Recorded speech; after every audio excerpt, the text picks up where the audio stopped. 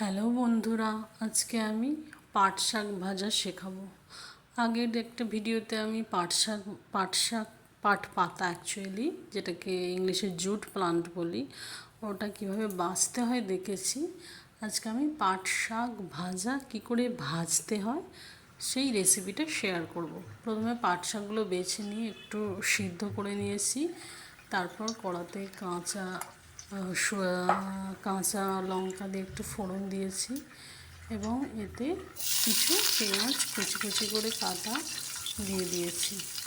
এবার এখানে পেঁয়াজটা কিছুক্ষণ ভাজা হয়ে গেলে তারপর আমি সিদ্ধ পাট শাকটা দিয়ে দেব এবং দিয়ে দেওয়ার পর সিদ্ধ পাট শাকটা দিয়ে দেওয়ার পর সেটাকে একটু নাড়তে হবে, একটু শুকনো করে ভাজতে হবে।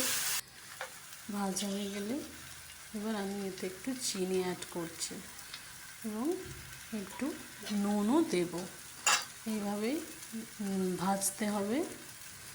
ভাজা হয়ে গেলে তারপর নামিয়ে ফেলতে হবে।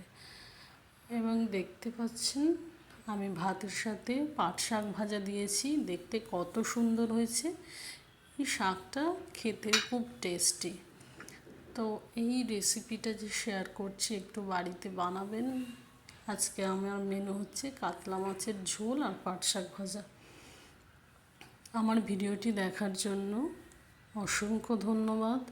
পারলে একটু সাবস্ক্রাইব করে দেবেন, একটু কমেন্ট করে দেবেন এবং এতক্ষণ ধৈর্য ধরে আমার ভিডিওটি দেখার জন্য অসংখ্য ধন্যবাদ। Thank you for watching.